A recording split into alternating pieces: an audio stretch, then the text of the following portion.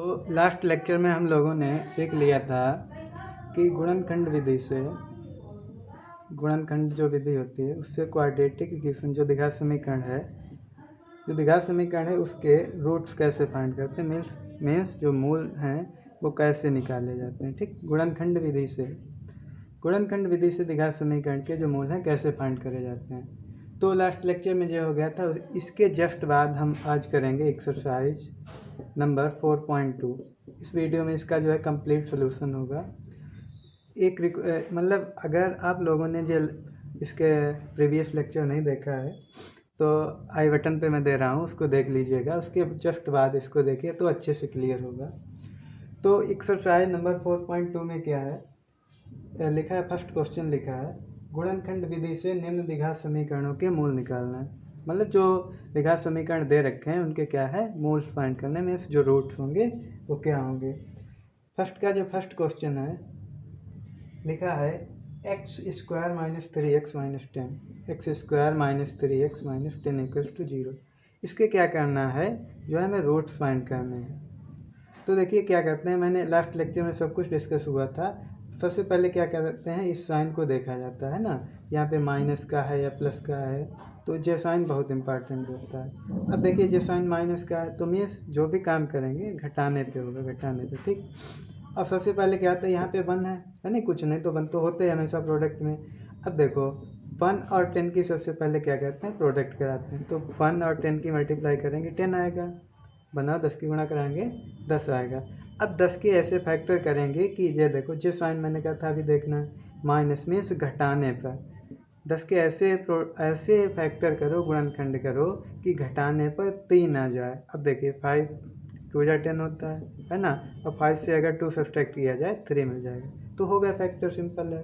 तो देखिए कैसे लिखेंगे, जो 3 है 3 के प्लेस पे लिखेंगे 5 माइनस 2, तो होगा x square minus 5 minus 2 into x minus 10 equals to 0, है ना। देखो 3 के प्लेस पे कितना लिखा, 5 माइनस 2। अब देखना यहाँ से ध्यान से, एक्स स्क्वायर, अब देखो माइनस से यहाँ मल्टीप्लाई होगी, साथ ही में एक्स से करनी है तो माइनस का 5x हो जाएगा। अब देखो माइनस माइनस प्लस होगा और 2 और x की multiply 2x minus 10 equals to 0।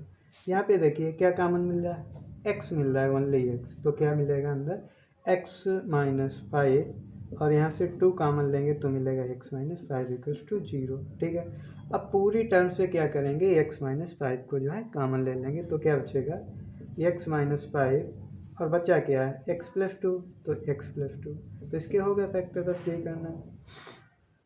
अब देखो फैक्टर हो गया, इसके मूल भी फाइंड करने हैं ना, गुणनखंड तो कर लिए बट इसके मूल भी निकाल लें। मूल कैसे निकाल लेंगे, अब देखिए 2 टर्म है, 2 ब्रैकेट्स 0 के ऊपर लिखे हैं, मीन्स या तो x माइनस 5 0 होगा और या होगा x प्लस 2 इक्वल्स टू 0। अब देखिए यहाँ से x माइनस 5 को 0 लगाएंगे तो x इक्वल्स टू 5 मिल जाएगा, और x प्लस 2 को जब इक्वल्स टू 0 पुट करेंगे तो मिल जाएगा x equals to minus 2, x equals to मिलेगा माइनस 2 मिलेगा।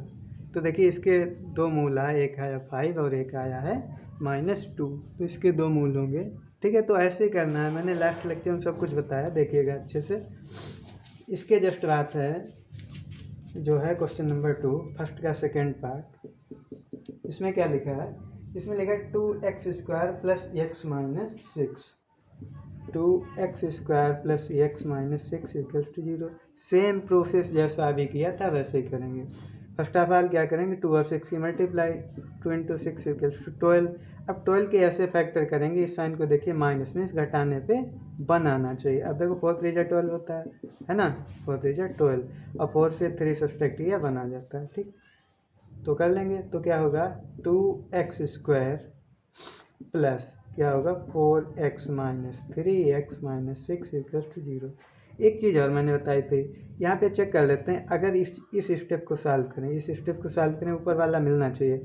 अगर मिल रहा तो हम लोग सही रास्ते पे, अगर नहीं मिल रहा तो कहीं ना कहीं गलती। अब देखो 2x स्क्वायर तो सेम रहने वाला, 4x माइनस 3x करेंगे तो ओनली x मिलेगा, means 1x equals to x ही होगा ना, और माइनस 6। अब देखो बिल्कुल हम लोग सही, मतलब कहीं पे गलती नहीं है।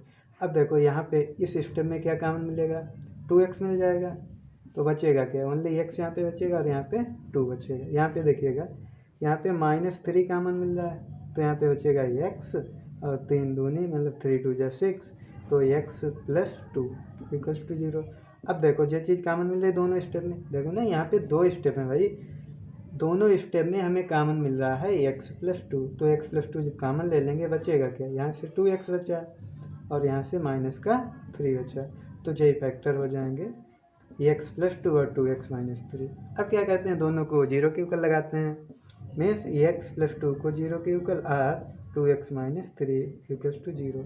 इसको सॉल्व करेंगे x माइनस 2 मिल जाएगा, और इसको जो सॉल्व करेंगे देखो 2x इक्वल्स टू 3 और x इक्वल्स टू 3/2। देखो ना, अगर -3 है, 0 के पहले 0 के बाद ले जाएंगे 0 के उस साइड में, तो प्लस का हो जाता है, ये तो पता है, सिंपल सा बेसिक चीज़ें हैं। तो इसके रूट्स आएंगे -2 और 3/2। ठीक, इसके जस्ट बाद जो क्वेश्चन है थर्ड, इसे देखिएगा, बहुत ही सिंपल क्वेश्चन है, आप लोग समझिएगा, खुद से सारे कर सकते हैं। थर्ड क्वेश्चन में लिखेगा जी, अच्छा क्वेश्चन शायद पूछ दिया जाए इस बार, अच्छा क्वेश्चन है, लिखा है √2x² plus 7x plus 5√2 plus 7x plus 5√2 equals to 0। जो इम्पॉर्टेंट क्वेश्चन है 2020 के लिए।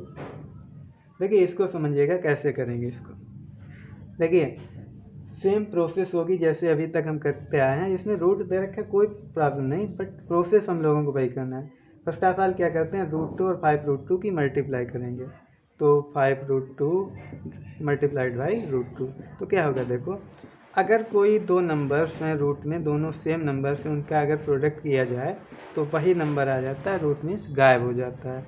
अब देखो यहाँ पे 5√2 यहाँ पे लिखा होगा 1√2, 5 की 1 से होगी तो 5 ही होगा, और √2 और √2 की मल्टीप्लाई होगी 2, यानी कि 10 मिलने वाला है।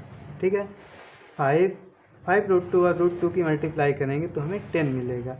अब देखो 10 के ऐसे फैक्टर करने हैं, इस साइन को देखिए, जोड़ का है, मीन्स जोड़ने पे 7 आना चाहिए। अब देखो 5 के ऐसे फैक्टर करो, जोड़ने पे 7, फैक्टर तो हो ही गया, 5 + 2 = 7 होता है ना, 5 2 = 10 और 5 + 2 = 7 होगा।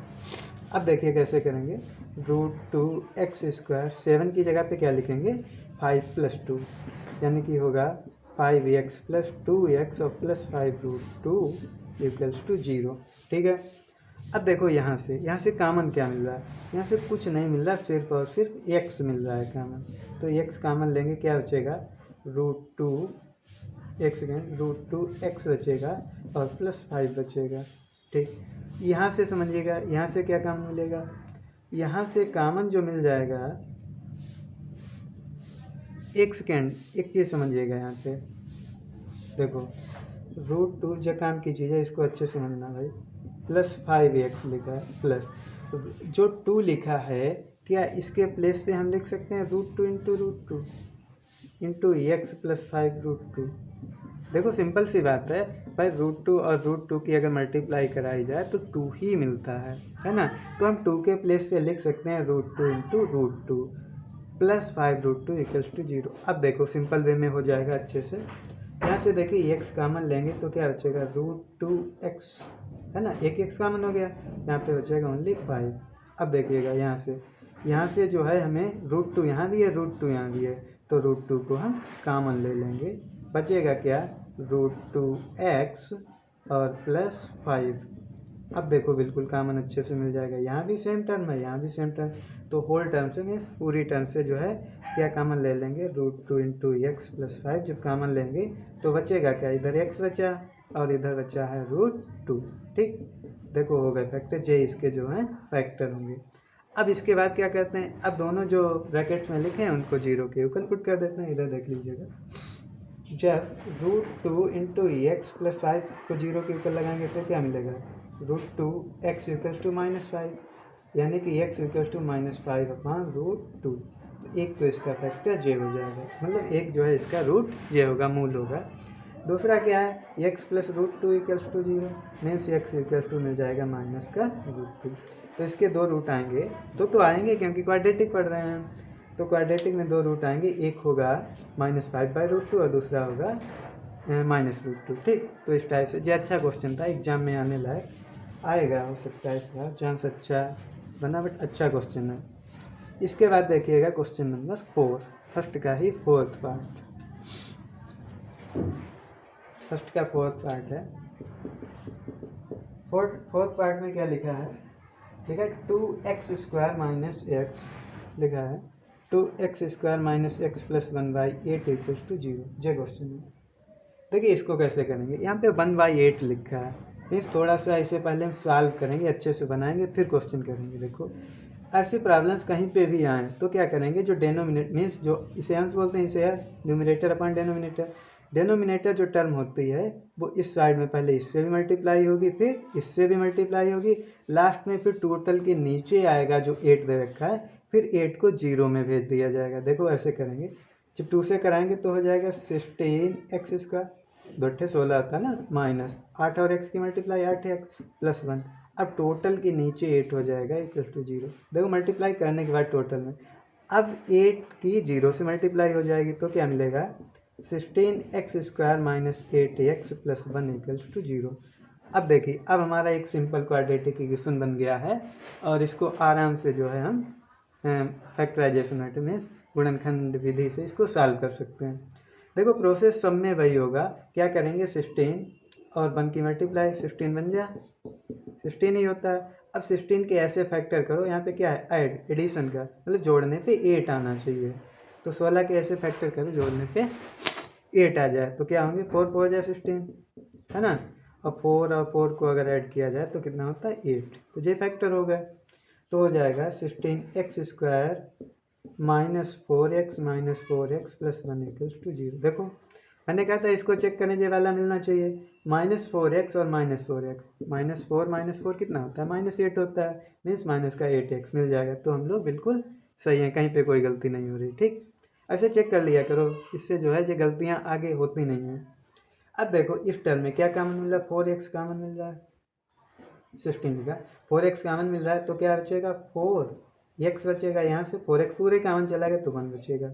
यहाँ पे देखिए 4x प्लस 1 ही लिखा है बट माइनस कॉमन लेंगे तो क्या मिलेगा 4x माइनस 1, क्योंकि माइनस कॉमन लिया तो यहाँ पे प्लस का माइनस हो जाएगा। अब देखो होल टर्म से क्या 4x माइनस 1 कॉमन मिल रहा है, तो 4x माइनस 1 कॉमन ले लिए, बचेगा क्या 4x माइनस 1, मीन्स यहाँ पे जो है टर्म रिपीट हुई है। देखिए जे फैक्टर हो गए, क्या आया 4x माइनस 1 और 4x माइनस 1। ठीक है, तो इसका जो गुणनखंड विधि से गुणनखंड आए हैं वो आए हैं 4x minus 1 into 4x minus 1। अब क्या बताया था, दोनों ब्रैकेट्स को 0 के इक्वल पुट कर देते हैं, पुट करिएगा तो 4x माइनस 1 इक्वल टू 0, तो 4x इक्वल टू 1 यानी कि x इक्वल टू 1/4। अब इसको जो सॉल्व करेंगे सेम चीज़ लिखी है तो वही आएगा, मीन्स 1/4 ही आएगा, तो इसके जो 2 रूट आएंगे 1/4 होगा और दूसरा भी 1/4, मीन्स रूट जो है यहाँ पे रिपीट हो रहे हैं, सेम रूट्स हैं। ऐसा होगा आगे चल के जब क्वाड्रेटिक इक्वेशन में पढ़ेंगे तो रूट्स 3 टाइप्स के आएंगे, या तो इक्वल होंगे या अनइक्वल होंगे, है ना, बराबर हो सकते हैं, बराबर नहीं हो सकते हैं।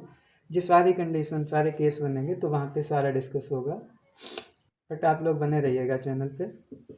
देखिए इसके बाद है क्वेश्चन नंबर 5, लिखा है 100x² minus 20x plus 1 equals to 0।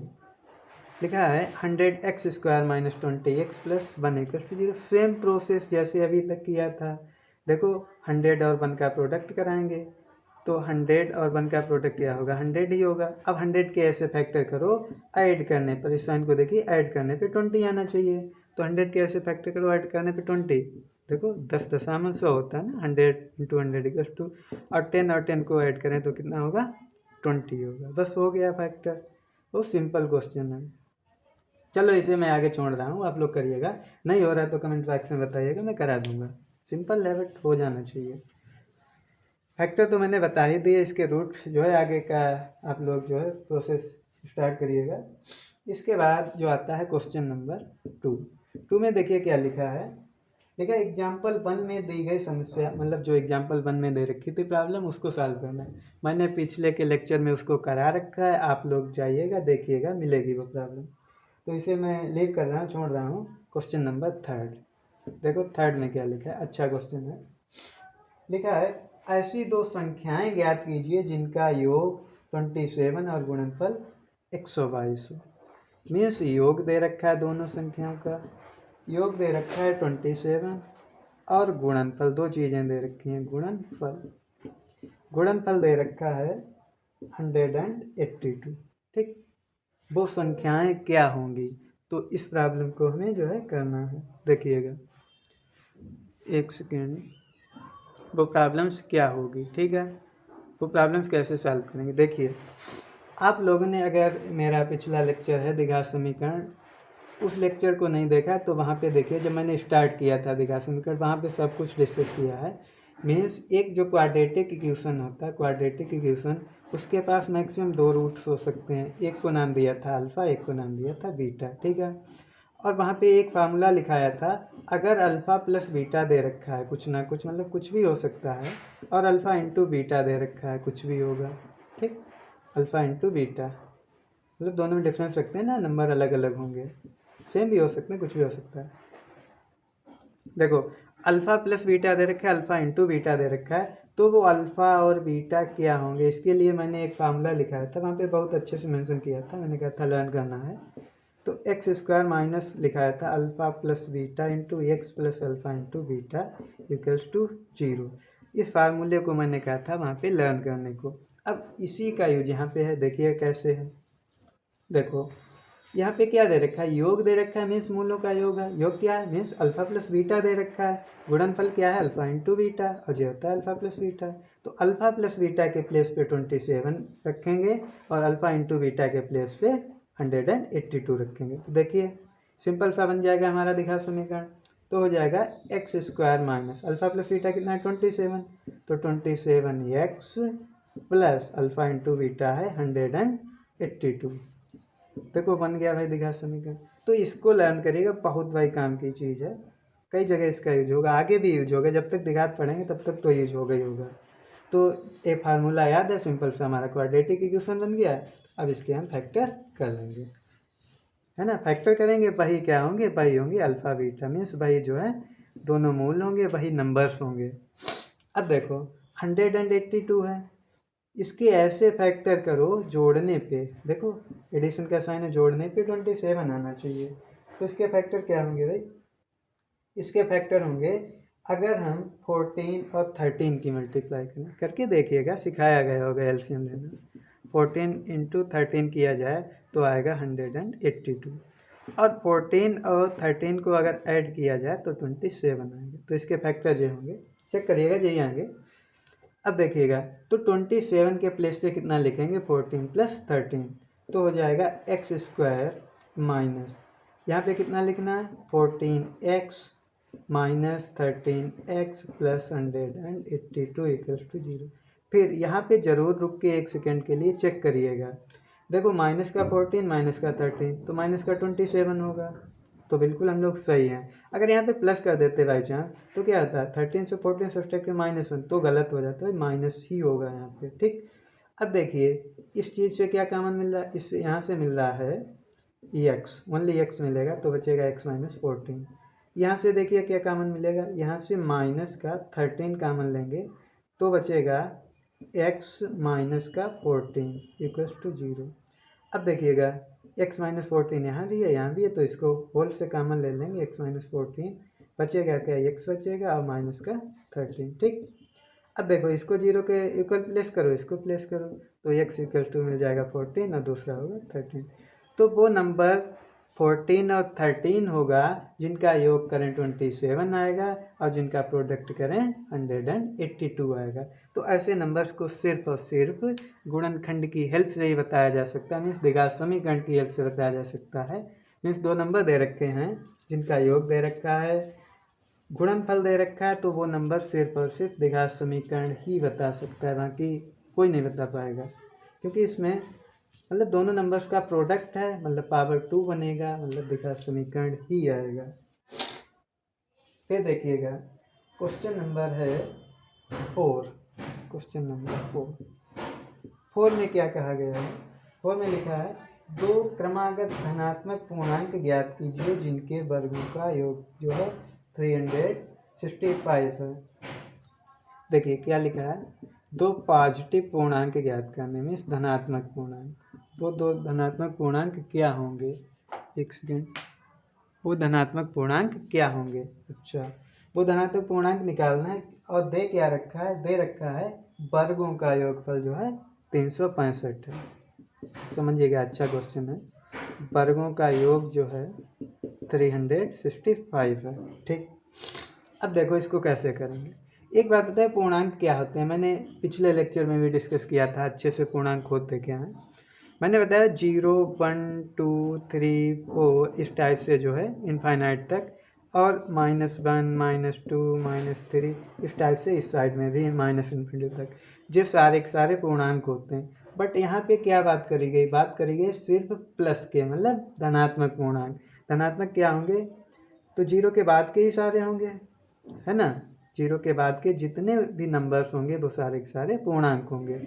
अगर मान बाई चांस एक पूर्णांक यहाँ पे लिखेंगे, सपोज या ऐसे लिख लो, माना एक पूर्णांक इक्वल्स टू x है, तो दूसरा क्या होगा, दूसरा मीन्स उसमें 1 ऐड हो रहा है ना। अगर 1 को ले रहे 1 + 1 2, अगर 2 को ले रहे उसमें भी 1 ऐड हो रहा है, 3 को ले रहे तो उसके बाद जो है 1 ऐड होके ही आ रहा है ना, 1 का डिफरेंस है।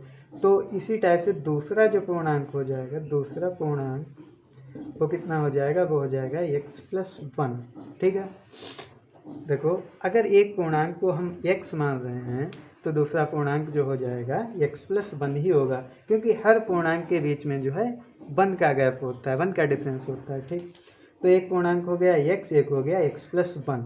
अब कह क्या रहा है, कह रहा है वर्गों का योगफल जो है 365 है, मीन्स इसका भी वर्ग करेंगे, मतलब x का भी वर्ग मीन्स स्क्वायर करेंगे, फिर उसके बाद में x + 1 का भी स्क्वायर करेंगे और उनको ऐड करेंगे। देखो इसका स्क्वायर किया प्लस दूसरे पूर्णांक का स्क्वायर किया, दोनों को ऐड किया ना, वर्गों का योग कितना है 365 है, बस बन गया। देखो x², यहाँ पे क्या है a + b का होल स्क्वायर, ओपन करेंगे तो क्या होगा x² + 1 + 2x होगा इक्वल्स टू 365। इसको सॉल्व करिएगा। और भाई ये सिंपल सी सॉल्यूशन का है, ये तो पता ही होगी। a + b का होल स्क्वायर क्या होता है, a² + b² + 2ab। प्राइमरी के जूनियर में तो सिखाई दी जाती है 6th क्लास में, b² प्लस इतना तो भाई मान के चल सकता हूँ आता होगा। अब देखो यहाँ पे x² और x² ऐड हो रहा है, मीन्स 2x² हो जाएगा। फिर क्या लिखेंगे 2x + 1। अब देखो 365 को इधर लाएंगे माइनस का हो जाएगा। अब देखो क्या आएगा 2x² + 2x, 1 सब्सट्रैक्ट करेंगे मीन्स माइनस का नंबर आएगा 364 इक्वल्स टू 0। ठीक है, अच्छा आएगा 364। अब देखिए इसको कैसे करें, हाँ जो ये क्वेश्चन है इसको अब देखिएगा 364 और यहाँ पे 2, 1 मिनट, अभी 2 से डिवाइड भी कर सकते हैं ना, यहाँ भी 2 मिल रहा है, यहाँ भी, और जब भी 2 से डिवाइड हो जाएगा तो 2 से डिवाइड करिएगा, आएगा x² + x - 2 से, जब देखो 364 को 2 से डिवाइड करें कितना आएगा, 2 × 1 = 2, 2 × 8 = 16 और 2 × 2 = 4, मीन्स 182 आने वाला है इक्वल्स टू 0।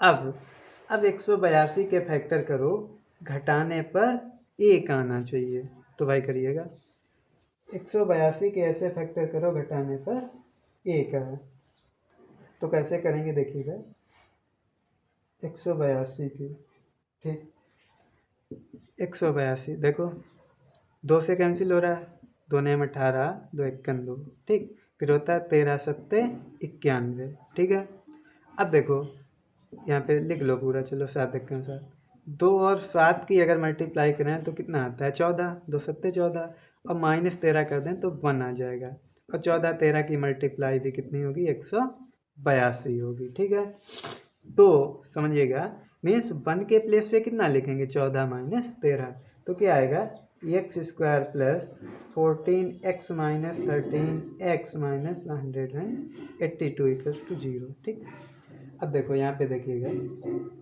यहाँ से क्या कॉमन मिला, ओनली x मिल रहा है, तो x जब कॉमन लेंगे बचेगा क्या, x + 14 बचेगा।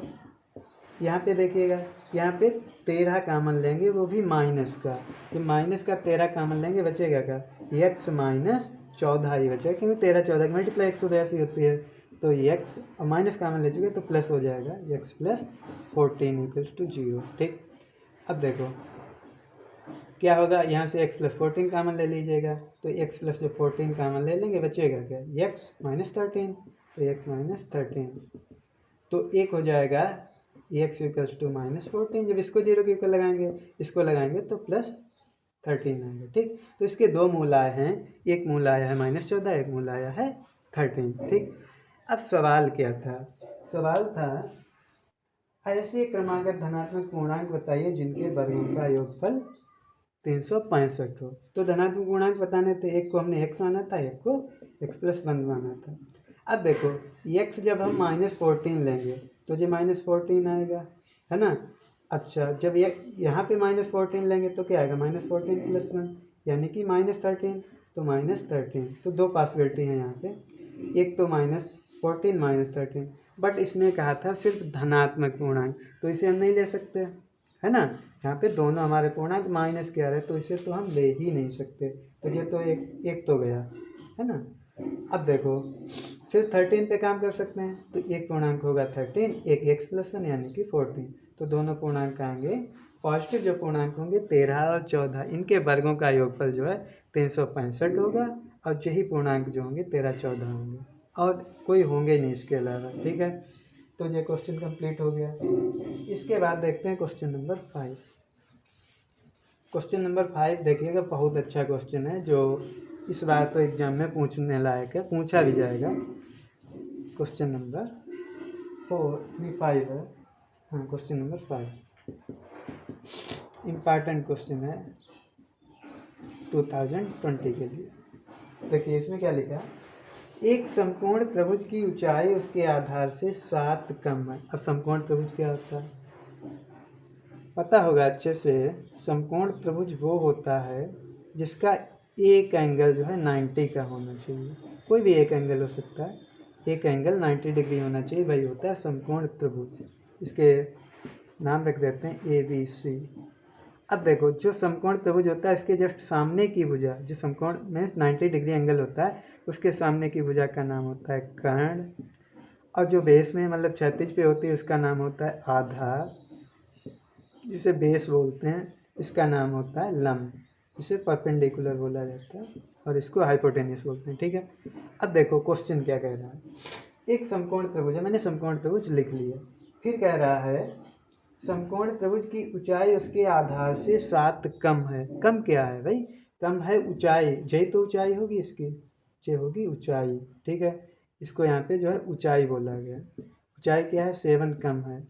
और आधार, अगर सपोज लेट, अगर आधार को माना है, मतलब माना आधार बराबर x है, तो जो ऊंचाई हो जाएगी 7 कम में से x माइनस 7 होगा, तो जो ऊंचाई देयरफॉर, इसलिए जो ऊंचाई होगी, जो ऊंचाई होगी वो कितनी हो जाएगी, ऊंचाई हो जाएगी x माइनस 7, लिखा है ना, मतलब 7 कम, आधार से जो ऊंचाई है 7 कम है, तो ऊंचाई जो होगी x माइनस 7 होगी। फिर क्या कह रहा, और कह रहा है यदि कर्ण बराबर 13, मीन्स कर्ण की लंबाई दे रखी है 13 सेंटीमीटर, तो निकालना होगा आधार और ऊंचाई क्या है। ठीक है, इस क्वेश्चन को करते हैं। इस क्वेश्चन को करने से पहले आप लोगों ने एक नाम सुना होगा पाइथागोरस थ्योरम का। पाइथागोरस थ्योरम क्या होती है, देखो जहाँ पे समकोण त्रिभुज आया, अगर वहाँ पे भुजाओं के निकालने की बात हो रही, मतलब पाइथागोरस पक्का आने वाले हैं। अब देखो पाइथागोरस जो थ्योरम होती है वो होती है कर्ण का स्क्वायर इक्वल्स टू आधार का स्क्वायर और प्लस लंब का स्क्वायर। इसको भाई याद करिएगा, जो कई जगह पे यूज हो जाती, कहाँ यूज हो जाएगी कोई पता नहीं। अब देखो द्विघात समीकरण में इसका यूज हो गया, है ना। अब देखो कर्ण क्या है, कर्ण है 13, मीन्स 13 का स्क्वायर करेंगे बराबर आधार, व्हाट इज आधार, आधार हमने लिया है x, तो हो जाएगा x स्क्वायर प्लस लंब क्या बन गया, लंब मतलब ऊंचाई जो है, ऊंचाई क्या है x माइनस 7, तो उसका भी स्क्वायर कर देंगे x माइनस 7 स्क्वायर। अब ओपन करेंगे, देखो भाई यहाँ पे 169 होता है 13 का स्क्वायर, यहाँ होगा x स्क्वायर, ये माइनस बी स्क्वायर, ये माइनस बी होल स्क्वायर हो रहा है ना, तो हो जाएगा plus x square plus 49 minus का 2 सत्ते 14x। सिंपल है यार भाई, इसको तो कर ही सकते हो, minus B whole square, A square plus B square minus 2a भी होता है। अब देखो एक्स स्क्वायर और एक्स स्क्वायर 2x² होगा, है ना, 2x²। अब माइनस का 14x, यहाँ पे क्या है +49। अब देखो 169 को उधर ले जाएंगे, माइनस का हो जाएगा 169 और इधर 0, ठीक है, ऐसा लिख सकते हैं। अब इसको इधर लिखेंगे, सही से मतलब कर लेते हैं कलेक्ट, तो हो जाएगा 2x² माइनस का 14x। अब देखो 49 से जब 169 घटाएंगे तो आएगा 120, छोटे नंबर से बड़ा घटा रहे तो माइनस का 120 = 0। देखो सब में 2 कॉमन मिल रहा है तो 2 कॉमन ले लेते हैं, बचेगा x² माइनस 2 7 14 x माइनस 60 दूना 120। देखिएगा तो हमारा एक क्वाड्रेटिक इक्वेशन बन के आ गया है x² माइनस 7x माइनस 60 = 0। यहाँ पे चलो देख लीजिएगा, यहाँ पे लिख के आया है x² माइनस 7x माइनस 60 = 0, ठीक। अब देखो 60 के ऐसे फैक्टर करेंगे, 60 के ऐसे फैक्टर करेंगे कि घटाने पे 7 आना चाहिए, है ना। 60 के ऐसे फैक्टर करो घटाने पे 7 आए, तो इसके फैक्टर क्या होंगे, देखिए घटाने पे 60 है, देख लेते हैं यहाँ पे भाई, चेक कर लो। 2 3 60 होता है, फिर 2 15। अब देखो यहाँ पे 2 दूनी 4 15 चक्कू 60, 15 से 4 गया, नहीं बन रहा यहाँ पे। चलो और करके देख लेते हैं भाई, 5 3 15, 3 1 3 पूरे कर लिए। चलो देखो अब देखिए यहाँ पे 2 5 चक्कू 20, 3 दूनी 6, तब भी नहीं बन रहा। 5 3 15 से 4 गया, नहीं बन रहा। 5 दूनी 10 और यहाँ पे 3 दूनी 6, इसका जो हो जाएगा फैक्टर, एक सेकेंड ढंग से देखिएगा भाई, कितना है 60 लिखा है, 60 के फैक्टर करो, 2 30, फिर 2 15, फिर 5 3 होगा, फिर 3 1 होगा। अब देखिएगा हमें लाना है 7, तो 7 कैसे आएगा, देखो 3 चक्कू जे 4 हो जाएगा, यहाँ पे 3 चक्कू 12 होता है, ठीक। और 12 5 ना, 12 पंजे 60, तो 12 पंजे 60 हो जाएगा, ठीक। अब देखो कैसे करेंगे, मतलब 12 माइनस अगर 5 किया जाए तो 7 आ जाएगा, 12 पंचे 60, तो जे फैक्टर होंगे 12 इंटू 5। देखो समझिएगा, आया है 12 इंटू 5 = 12 पंजे 60, और 12 से 5 घटाएंगे तो आएगा 7, ठीक है। तो हो गए फैक्टर, कर लेंगे x² minus 12x plus 5x minus 60 = 0। मैंने कहा था यहाँ पे भाई जरूर रुक के चेक करना है।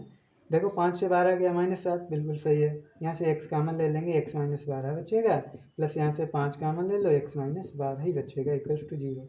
अब x माइनस 12 को कॉमन ले लेंगे, तो x माइनस 12 जब कॉमन लेंगे तो बचेगा x प्लस 5। तो देखो यहाँ से x = 12 मिलेगा और x = -5, एक आया 12, एक आया -5।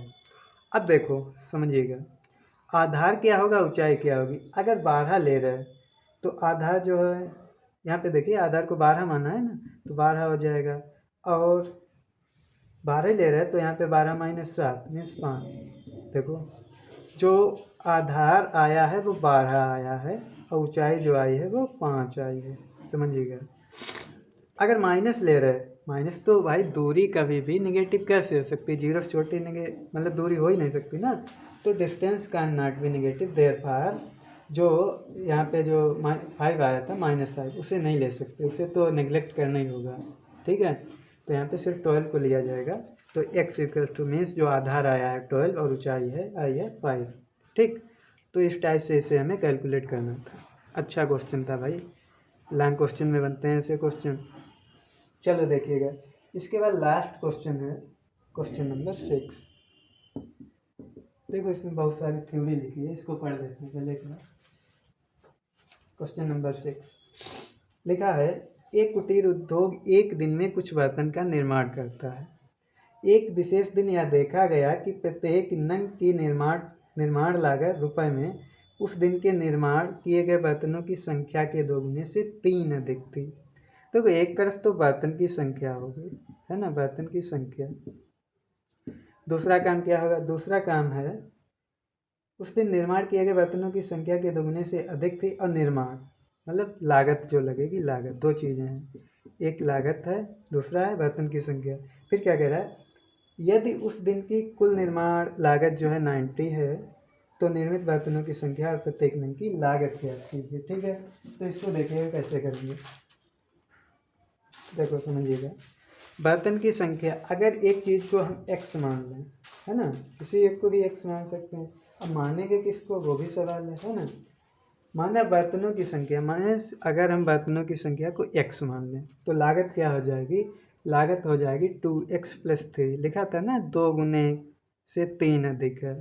ठीक, तो 2 गुने मीन्स x की 2 से गुणा कराए तो 2x हो गया, 3 अधिक मीन्स 3 जोड़ दिया। ठीक, अब देखो कुल लागत क्या है, कुल लागत दे रखा है ना क्वेश्चन में। कुल लागत अगर निकालें तो क्या करते हैं, संख्या जो भी बर्तन की संख्या है उसकी मल्टीप्लाई करा दी जाती है मूल्य से, मतलब जो भी कीमत है उसकी। अब देखो जो भी लागत है, लागत या कीमत मूल्य की बात है, तो कुल लागत इसने दे रखी है 90, है ना, तो 90 = हो जाएगा, संख्या कितनी है, संख्या x मानी है और मूल्य कितना है 2x + 3, तो 2x + 3। अब इसकी मल्टीप्लाई करा तो 90 = 2x² + 3x हो जाएगा। अच्छे से इसको लिखेंगे 2x² + 3x, 90 को इधर लाएंगे माइनस का 90 = 0। तो बन गया क्वाड्रेटिक इक्वेशन। इसको सॉल्व कर लो, x की वैल्यू फाइंड हो जाएगी। चलो देख लेते हैं। लिखा है 2x² - 3x + 3x - 90 = 0। अब देखो सबसे पहले क्या करेंगे, 2 और 90 की गुणा कराएंगे, तो 2 और 90 की गुणा कितना होता है 180, है ना, 180 होता है। अब देखो 180 के ऐसे फैक्टर करो घटाने पर 3 आना चाहिए। देख लो 15 और 12 के फैक्टर करें तो आता है 180, और 15 से 12 अगर घटा दिया जाए तो आएगा 3। ठीक, तो इसके जे फैक्टर होंगे जे, तो लिखेंगे 2x² प्लस यहाँ पे लिखेंगे 15x - 12x - 90 = 0। चेक कर लीजिए, 15 से 12 गया 3 ही बचता है। ठीक, यहाँ से कॉमन मिलेगा x, तो हो जाएगा 2x + 15। यहाँ से कॉमन लेंगे, यहाँ से कॉमन मिल जाएगा, देखिएगा यहाँ से -1 तो कॉमन आएगा, दूसरे 6 आएगा, 6 दूनी 12 2x और प्लस हो जाएगा 15 छक्का 90। ठीक है, तो 6 होगा = 0। एक सेकेंड, यहाँ पे है 15, यहाँ पे है 12। ठीक, और हमने कॉमन लिया है 6, 15 छक्का 90, तो भाई तो यहाँ पे 15 आएगा। ठीक, अब सही है। अब देखिए 2x + 15 कॉमन मिल रहा है, तो होगा 2x + 15 को कॉमन ले लिया, बचेगा x - 6। इसको जो सॉल्व करेंगे x = आएगा -15/2 और यहाँ से आएगा x = 6। माइनस भाई लागत हो ही नहीं सकती, रुपये माइनस में का कुछ भी नहीं है, तो बर्तन की संख्या जो x आई है वो 6 होगी, और लागत जो आ जाएगी x यहाँ पे 6 रखेंगे तो 2 गुणे 6 + 3, 2 छंग 12 + 3 = 15। ठीक है, तो जो लागत टोटल आएगी वो 15 आएगी और बर्तनों की संख्या जो है 6 आएगी। तो ये एक्सरसाइज कंप्लीट होती है। इसके बाद जो लेक्चर में होगा उसके बाद है श्रीधराचार्य का रूल, मतलब पूर्ण वर्ग बना के कैसे सॉल्व करेंगे क्वाड्रेटिक इक्वेशन को, वो सारा डिस्कस होगा। तो सीरियल से सारे लेक्चर देखिएगा, आपको सब कुछ समझ आएगा। तो थैंक यू गाइज।